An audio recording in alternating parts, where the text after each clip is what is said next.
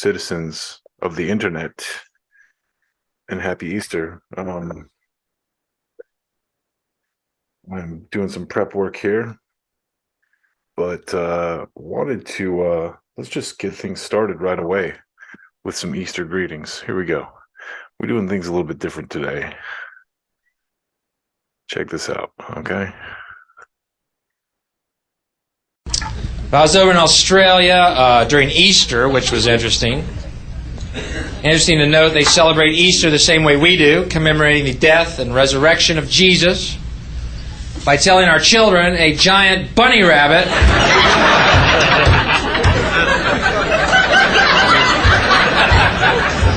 left chocolate eggs in the night. Now,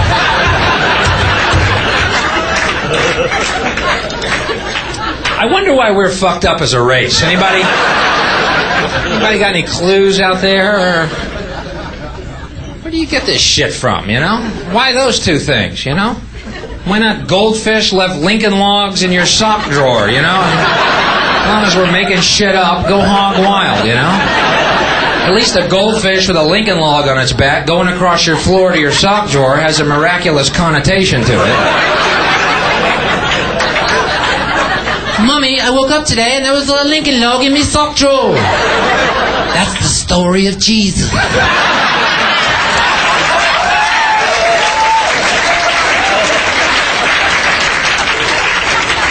Who comes up with this shit? I've read the Bible. I can't find the word bunny or chocolate anywhere in that fucking book.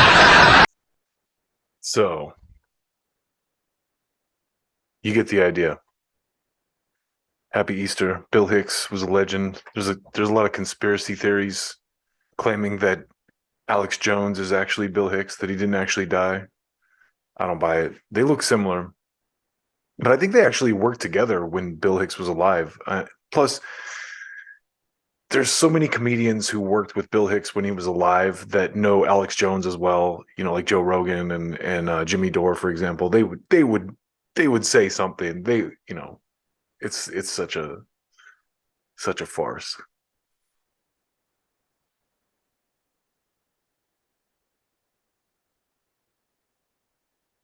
So we're going a little freestyle today, and I wanted to share with y'all.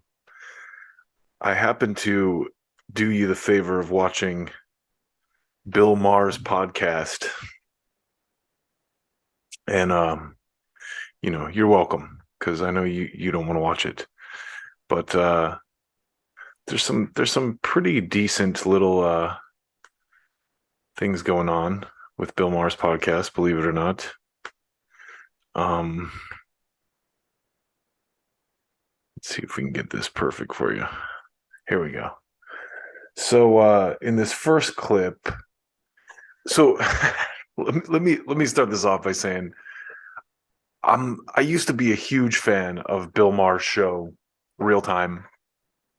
And I think that over the last several years, specifically with Trump, because a lot of people may or may not know this, but he had a whole beef with Trump during the birther stuff. He said Trump was the son of an orangutan, and Trump sued him. So there's a history, right, with Bill Maher and Trump. And that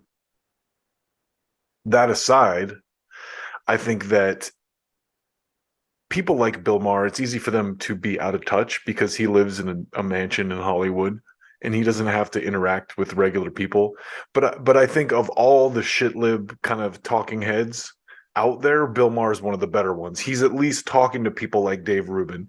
He had Russell Brand on, so he's listening to these people at the very least, even though he's still a little bit of a shitlib himself. It seems like he's coming around a bit, and I'll give him credit for a couple things. First of all, he was a pot guy way before it was okay, and so I definitely appreciate Bill Maher's bravery, being a marijuana advocate before it was safe to be a marijuana advocate, and also I think that he's long been someone who was an advocate of free speech. I don't know if you know much about him, but he had a show on network TV called Politically Incorrect, and he was thrown off network TV and ended up on HBO because he said something about terrorists. Someone called terrorists cowards, and I'm paraphrasing here, but he said, no, people who blow themselves up for their religion aren't cowards. What's cowardly is dropping bombs on people from 30,000 feet. And that got him ejected from ABC, which is where his original show Politically Incorrect was. And this was in the early 2000s, right after the 9/11 happened and the Iraq war started and everything. So respect to Bill Maher for where he came from. But in this interview, even, he's a little annoying with Dave Rubin. He's obviously like Dave Rubin is going to ring the bell on Wall Street, and he keeps making jokes about that. Like it's kind of annoying. And this is what this whole gay thing he starts with. Listen to this. Good for you. And I know people find this to be odd or a little out there for some people. It is odd. I accept that it is odd, right? Well, like it's a little bizarre for people. It's odd, but it's also normal because it's obviously a variation that nature intended. I mean, it's not the majority, but it is consistent and it's throughout history. And for some reason, nature wanted this little subvariant where you take it in the I don't get it because I hate shit. So like the idea of fucking and shit is just so anathema to me. I can't even tell. Phil, do you realize my mother loves you and she's gonna watch this? But I mean, it's when she agreed with you more than she agreed with me. And I know. And look, I love that you live your life as you love it, and I love that for everybody. But we can't deny that's where the shit comes out. It blows my mind because I don't like taking a shit. Right. So the idea that I would stick my dick in there is just weird. But that's why America's great, because we have the option and we should be respected for fucking and shit. So there's a whole theme throughout this podcast where Bill Maher keeps going back to the anal sex thing. And what I will say is I think it's Dave Rubin kind of shows that how much conservatives have changed, because he's a openly gay conservative. And he says that he goes out and does stand-up and people come and talk to him and stuff. So I think that's one aspect of this that I thought was interesting to me anyway, is Dave Rubin, who I like a lot more thanks to Bill Maher now, is a conservative gay man, an openly gay conservative man. And Bill Maher used to platform that guy Andrew Sullivan, right? Like so Bill Maher has a history with these types of people, but I just think it's funny, this whole thing. So there's a part in here where they talk about Jay Leno a little bit, and I thought this was really interesting because I grew up watching Johnny Carson, and I loved Jay Leno when he took over, but I never got this part of his persona that they talk about here. So listen to this. This is good too.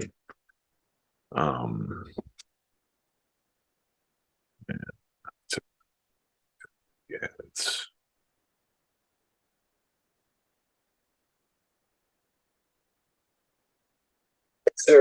and all of these people that were so inauthentic and fake and weird. But I also did a lot of crowd work also. Like I like just being in that room and making something funny happen, where a lot of my guys, think about it, I started in 98. So Carson had left the Tonight Show in 92. So this is this little and Leno took over. And bit about Jay Leno I thought was kind of a cool. You had Leno here? Did you have Leno here? You did have Leno here. So I actually did not like Leno back then. I've come to really appreciate him in a way because I think we could use him. Yeah. You know what I mean? I think America could really. Absolutely. Don't you like? That's a great point of view on him. Yes. I did not appreciate it then because he was apolitical. Leno was like very guarded about his political. He would make political jokes, but very rarely, and he was very even-handed about it. Instead of the no, it's horrible.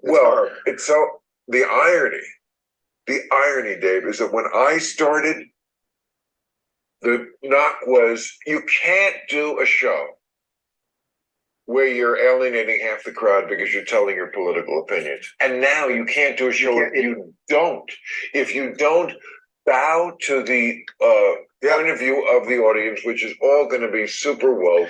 But isn't it funny who's number one in late night? It's fucking gut. See, this is why Bill Maher is out of touch with this, because The reality is people want honesty. And people like Jimmy Dore because he's honest. There's a lot of conservatives that like Jimmy Dore, not because they're leftists or but because he calls it like he sees it, and he's an honest critic of both the left and the right. And right now, the Democrats are in power, so the eye of criticism, the critical eye, should be focused on power, right? So I thought that was interesting, their talk about Jay Leno. But there's one more little bit in here where Dave Rubin talks about meeting Trump that I think is really funny. Where is that? Let's see. I think it's right around here. Yeah, so listen to this. This is funny. Oh, not now, but they did at a time. There was a time when Don Jr. didn't talk to the father. I know Don fairly well. I've never heard him say a bad word about his dad. No, that doesn't mean it doesn't exist. I'm not denying it. But that's on the record. Okay, then I can't speak to that. I don't know about that. You never heard that? No, honestly, never. That Don Jr. and So Bill's talking about that they had a falling out. Whatever. He obviously doesn't know that much about them anymore. But Donald Trump didn't talk for a while. Everyone has shit with their parents, right? Exactly. Like, yeah. And I concede that point. Yes. Yeah, everyone has shit with their parents. But anyway, so we're at Mar-a-Lago. He says, "Do you want to meet my dad?" It's the height of impeachment. I turn around. His dad's sitting there with Giuliani's there now. Now Giuliani, this is before the hair dripping and all that. First off, you've met Giuliani, I'm sure, over the years. He has a giant head. It's so big. Oh, you've never met him? His head is almost like it's like a balloon on a stick. It's wild. That's hilarious. We go over to his dad, and again, this is the height of impeachment. He says, "Dad, I want you to meet Dave Rubin." Trump is sitting. He looks at me. He goes, "Do I recognize you? I recognize you." He goes, I said, "Well, I'm on Tucker a lot. Maybe you see me there." He goes, "Oh, okay." And then he goes, "Who are you?" And he's talking to my husband, David. He goes, "Well, I'm his husband." He goes, "Husband? Husband?" He stands up. He slaps his hands on the table. He goes, "You guys are gay?" He goes, "You guys are gay?" And then he turns to me. He goes, "You know what your problem is?" I said, "What?" He goes, "Your problem is you could have any chick you want. But you don't want them. You want this guy." Dave, a broken clock is right twice a day. The point of see, he doesn't give a shit about that. He doesn't care about any of that stuff. He likes success and all the whatever. That's what people love about him. He's authentic. Yeah. In that, it's so funny. Who would you say is more than? So I love that because it just shows you who Trump is. It's funny. It sounds so much like something he would do. And love the guy or hate the guy, that's an interesting story. So yeah, anyway. This interview made me like Dave Rubin, interestingly enough. And again, I think I don't love Bill Maher in the way that I used to, but I think it's cool that he's doing these kind of things. He's at least got his ear to the ground enough to know that this is interesting. I think it's one of the reasons he did Joe Rogan a couple months ago to kind of announce that, hey, now I'm doing a podcast like you, Joe. But even that's cool. I mean, like I said, the one thing I will give Bill Maher is that he at least he tries to have a variety of different opinions on his show. He's always been the guy who had, a conservative voice next to a liberal voice, like always trying to like give equal time to people. And he's always been an advocate for marijuana, which I appreciate. So, next thing I wanted to talk about is, have you heard about this journalist that has been jailed by Russia? So, I just heard about this recently, but here's the story. This is from The Guardian. Journalist Evan Gershkovich, formerly charged with espionage in Russia. Wall Street Journal reporter denies charges. U.S. Senate leaders issue bipartisan call for his release.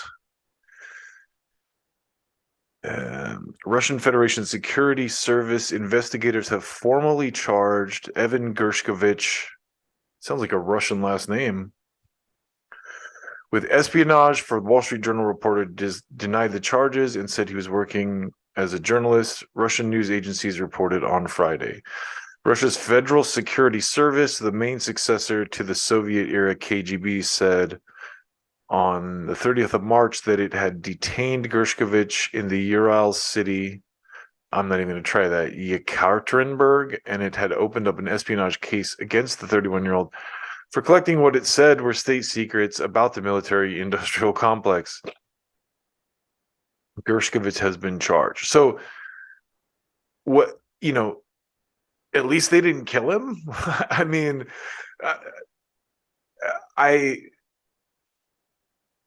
let's keep going. TASS reported FSB investigators had formally charged Gershkovich carrying an espionage in the interest of the United States, but that Gershkovich did not charge. Okay, we got all that.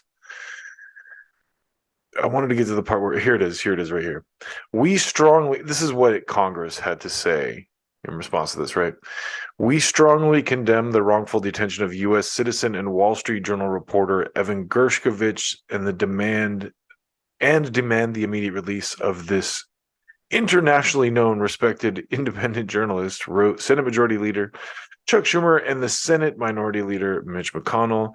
They said Gershkovich was accredited by the Russian Ministry of Foreign Affairs to work as a journalist in Russia, and Russian authorities have failed to present any credible evidence to justify their fabricated charges. Schumer and McConnell said, "Let there be no mistake, journalism is not a crime."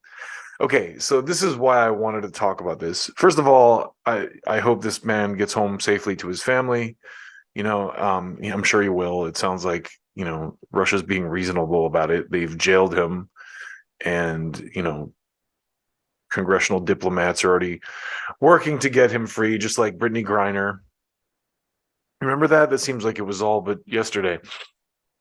But the reason I wanted to focus on this is this right here. Schumer told, and McConnell said, "Let there be no mistake, journalism is not a crime." Well, the thing that's tough about this, it's a tough sell because these guys are not consistent with that principle. And this is why people like me are so critical of these people, because the United States used to be a respected voice in the world for freedom, but not anymore. We don't have any moral high ground anymore. And in order to maintain that kind of high ground, you have to lead by example, and we haven't done that.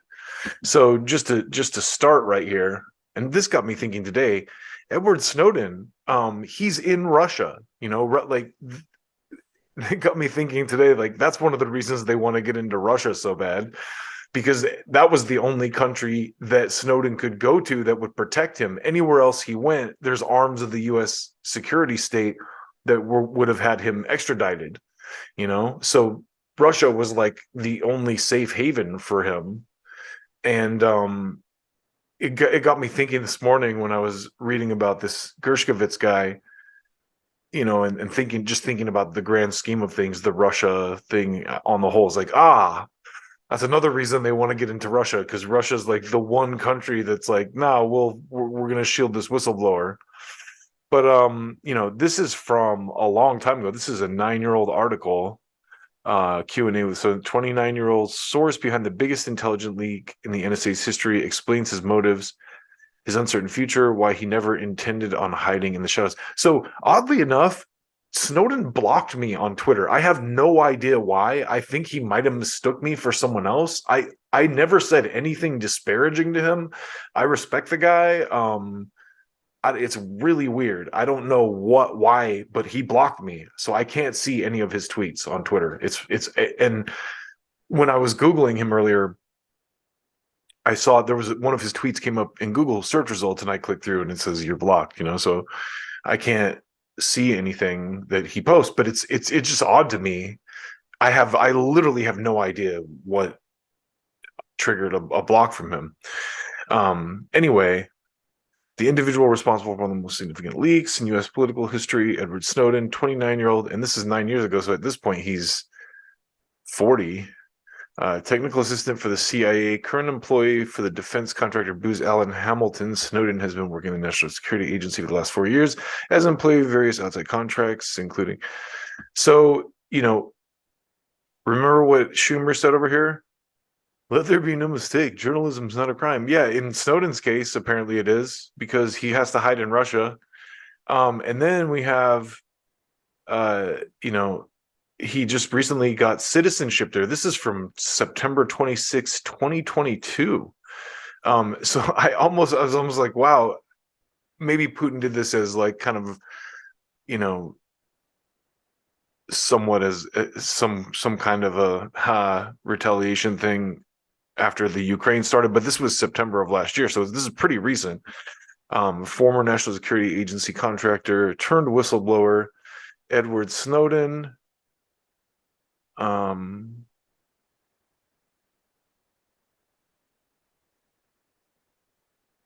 been granted Russian citizenship. The news was confirmed in a decree by Russian President Vladimir Putin, posted Monday to the Kremlin's website. Snowden first arrived in Russia in 2013, so 10 years ago, after leaking the secret files that revealed a vast web of domestic and international surveillance by the U.S. government. The Kremlin subsequently granted him asylum, even as the U.S. pursued espionage charges. So that's what they're doing. That's what Russia's charged this guy, this Evan guy, with. Snowden announced he and his wife had applied for Russian citizenship. They have 2 children now. Whistleblowers maintained. So anyway, that's NPR too. Then there's Julian Assange, okay? The case against Julian Assange, this is just Google search results, right? Julian Assange's family grills government over classification of the Biden administration has no plans to drop charges against Julian Assange. Let's see what this says. Long before Russia cracked down on critical speech, advocates say the U.S. government worked to change the rules by which whistleblowers must play. Don't extradite Assange. Journalism is not a crime. And this is from April 7th, so this is from just a couple days ago. Berlin, in a week when the Biden administration worked to free a truth teller arrested in Russia, it doubled down on its commitment to punish another truth teller in Western Europe. So this is actually the right take. These guys are kind of pointing out the hypocrisy of the administration, saying that journalism is not a crime while seeking to prosecute Julian Assange. I can confirm we are continuing our efforts to seek the extradition of Julian Assange, Justice Department spokesman Nicholas Navas-Oxman told Poynter on Monday. The statement was released in a period when pressure to release WikiLeaks founder has come from many directions, with members of Congress, the British press, and Russian state officials all chiming in on Assange's continued detention in Britain at the behest of American authorities. The U.S. government has charged Assange with breaking American security laws despite being an Australian citizen in Europe at the time the laws were allegedly broken. He has been held for 4 years in Belmarsh prison. So if you don't know the story, Assange exposed war crimes during Iraq. And back then, liberals loved him. But then he exposed the Democrats rigging the primary against Bernie Sanders. And now liberals hate him. So he has the ire of both parties at this point. Both sides of the uniparty hate his guts. And that's why he is still in jail. So just a reminder here that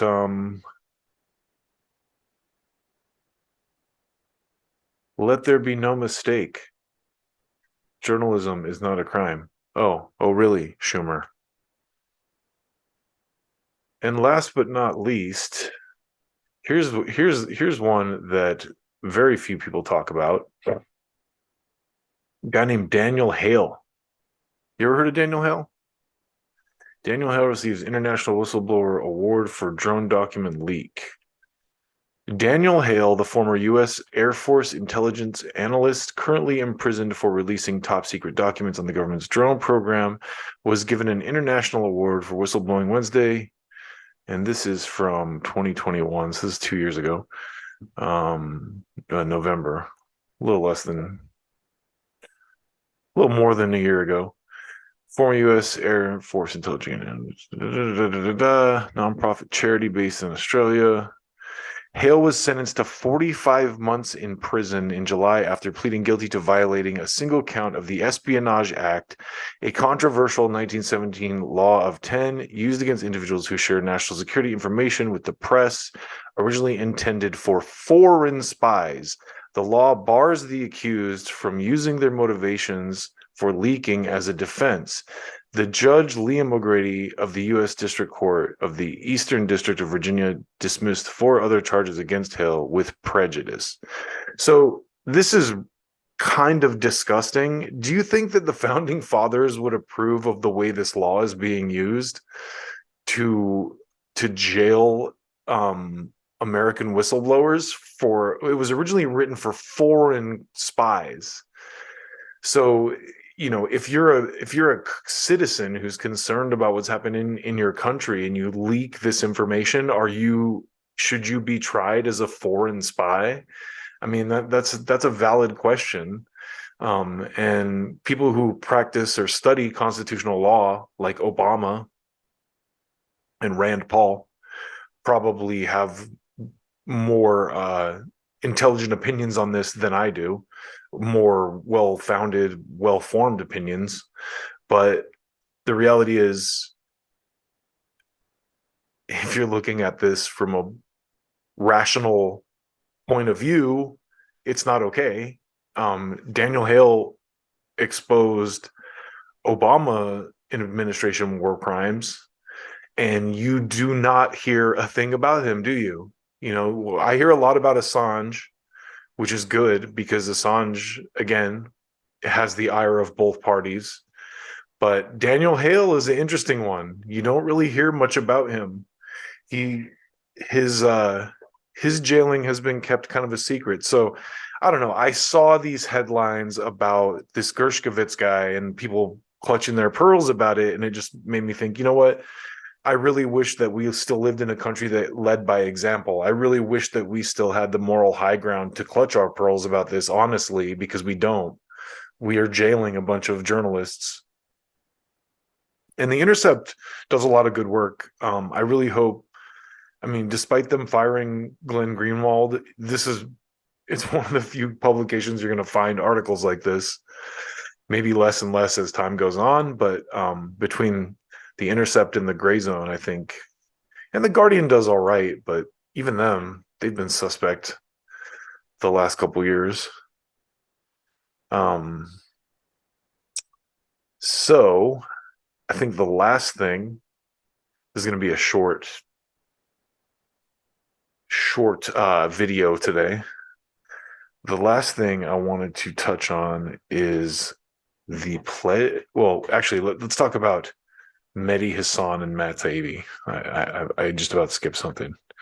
So as you know, let me get this sized up for y'all.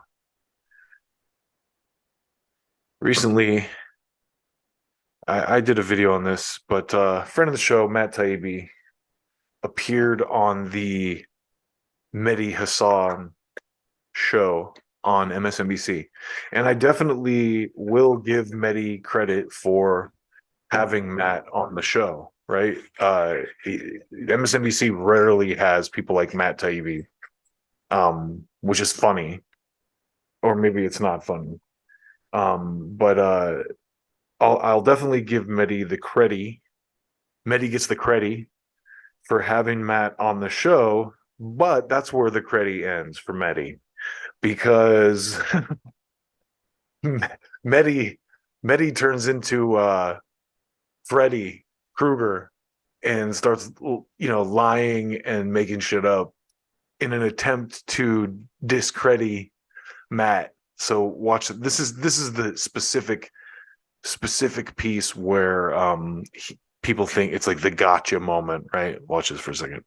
And you also claim the EIP was, let me finish the question, you can come back in. You also claim the EIP was partnered with the government Cybersecurity and Infrastructure Agency, CISA, to censor Twitter, but you mix up CISA, CISA, a Homeland Security Agency, with the Center for Internet Security, the CIS, which is a non-profit. In fact, you added an A to CIS. I think people can see it there in brackets to make that false claim. It's just error after error, Matt, on just this one topic. Error. But the other ones aren't. No. Okay, so I love how he points to this one little thing that's basically a typo, and he's like, "It's just error after error." No, it's not. No, it's not. And that's a, what's the best word? A massive mischaracterization. So I like my boy Lee Fong here. He kind of broke it down. He says, Mehdi, you obviously haven't read the reporting here. CISA is the DHS agency that partnered with EIP. Here's an email of a CISA employee discussing an EIP ticketed misinfo report to Twitter employees. Matt got it right. And here's the email, right? Foreign Influence Task Force, cisa.dhs.gov, dhs.ic.gov, subject, case inaccurate time when polls close. So, and here's Mehdi's original thing. My last word is Matt Taibbi suggesting a nonprofit was an intel agency to try and prove government collusion was just a typo over a mirror. He said it in Congress. Yeah. So, and what Fong is pointing out here is the mischaracterization was incorrect, and Mehdi Hasan is just inflating this to make it look like Matt Taibbi's credibility is lacking, and it's not. He's reported honestly on all this stuff, and that's why he was brought in to do this, I'm sure. So here's another guy, Mike Benz, and he says, haha, are you serious? Hassan was dumb enough to say EIP wasn't partnered with the CISA just because it was also partnered with CIS. Oh boy, case study when trying to sound smart leads you to be exposed as an unstudied hack. Hey Hassan, want to explain this? This guy did an even better job. He has it drawn out right here.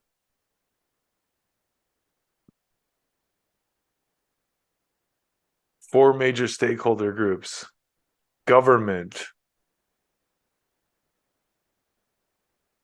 CIS,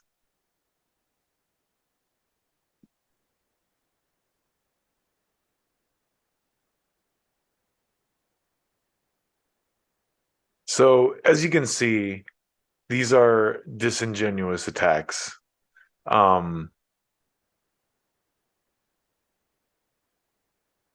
Well, this guy's got a whole thread.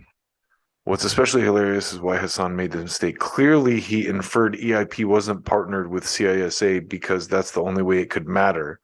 Matt confused CISA with CIS one time. He didn't know how dumb the talking points were, so he extrapolated to something bigger and wrong. To make this even more excruciating for poor Hassan, CIS is actually funded by CISA. DHS. So even the hypothetical point he was embarrassingly wrong about would barely have mattered if he was right. And again, he was not. So there's that video, the MSNBC Clown World one that I did. I got a bunch of backlash in the comments for that. A bunch of people coming at me saying that I'm the one who's coping because of this, when the reality is they're the ones who are coping. So suck on that, people. You're wrong.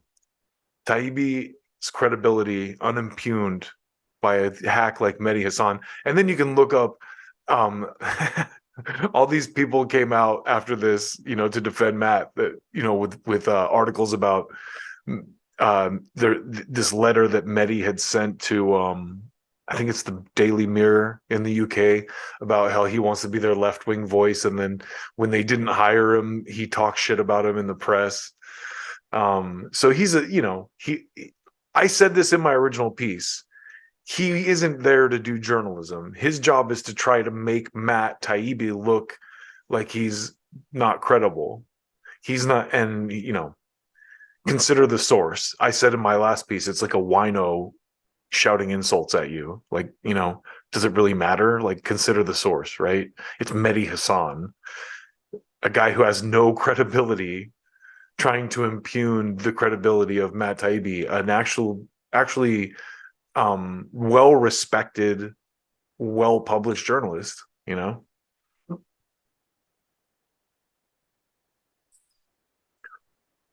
And it's obvious to anyone who's paying attention at all right now that the real journalism is happening in the independent world, and that the New York Times and the Washington Post are out here trying to pretend like the Nord Stream pipeline wasn't us, and that it was and it doesn't matter. It's sad. It's a sad world we live in. Anyway, I'd like to close this out with a little bit about the Pledge of Allegiance. So a few years ago, I had this whole conversation with my son about the Pledge of Allegiance because of just the stuff that's going on with Colin Kaepernick at the time, what was going on with Colin Kaepernick and the kneeling during the national anthem and stuff. And we did some research into the Pledge of Allegiance. And at that time, I learned that the Pledge of Allegiance was basically written to sell flags to schools. And it's crazy because it had this history on Wikipedia, and now that is gone. It's been updated. But I found an article in a local paper that talked about it. So I grabbed that article, and I'm going to save it because I don't want to lose this at all.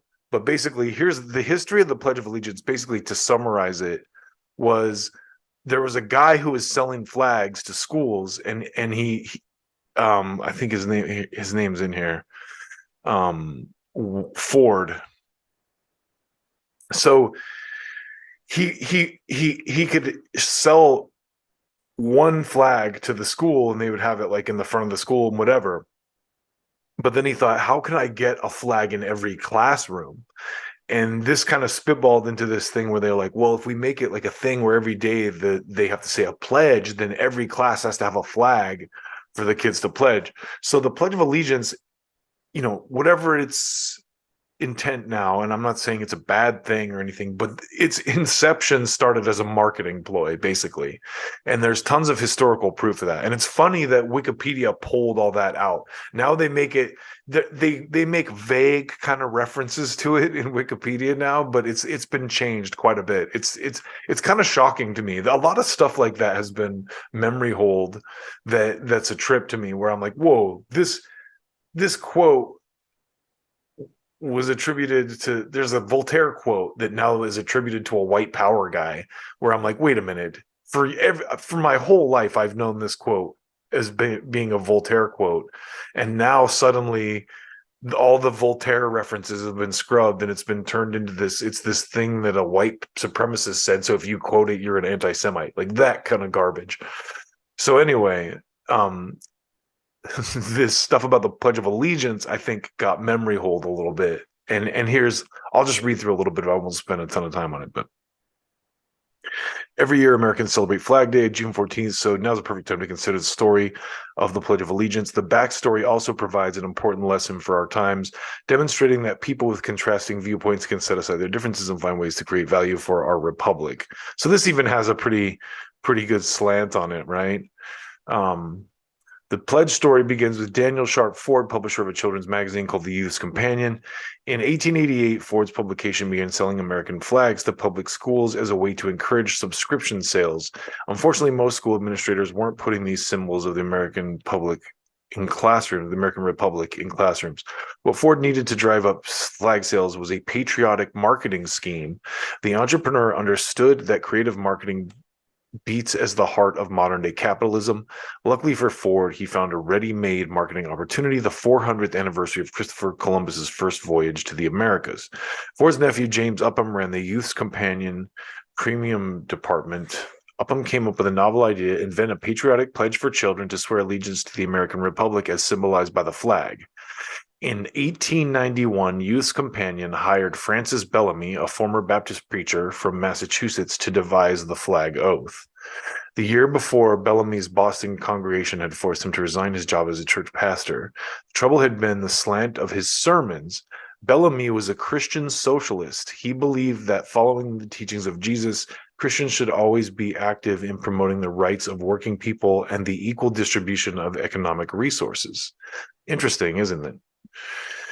In considering the tone of the pledge, Bellamy looked for the great documents of American history, as well as the motto of the French Revolution: liberty, fraternity, equality. He sought to formulate a vow of national loyalty that was easy for children to recite and that could be delivered in less than 15 seconds. On September 8th, 1892, Bellamy's Pledge of Allegiance made its debut in the pages of the Youth's Companion. I pledge allegiance to my flag and the republic for which it stands, one nation indivisible, with liberty and justice for all. So the under God's part, a lot of people don't know this either, was added during the McCarthy scare in the 50s. The one nation under God was added to the Pledge of Allegiance during the communist Red Scare. People believe that somehow communists are godless or like, you know, it's an odd reason to add the God stuff, but you know, and that's well documented too.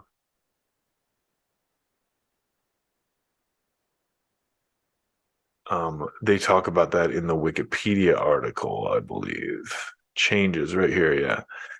1906, 1923, edition of Under God.